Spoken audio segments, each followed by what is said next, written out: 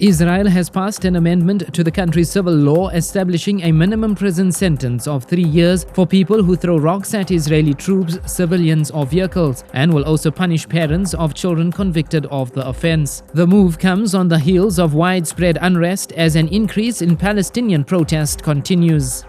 Russian media reports say unusual sounds were heard from cockpit recordings at the moment a Russian passenger plane crashed in Egypt's Sinai Peninsula at the weekend that killed all 224 people on board. Speculation of a possible bomb on board has continued, with Russian officials saying the plane broke up in mid-air.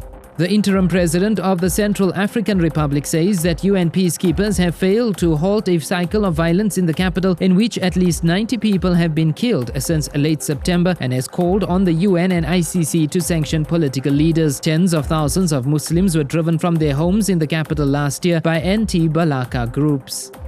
The United States State Department says it was premature for the Russian government to invite Syrian opposition to talks in Russia next week, adding that nations involved in diplomatic efforts on Syria's conflict should concentrate on what was agreed on in international talks last week in Austria.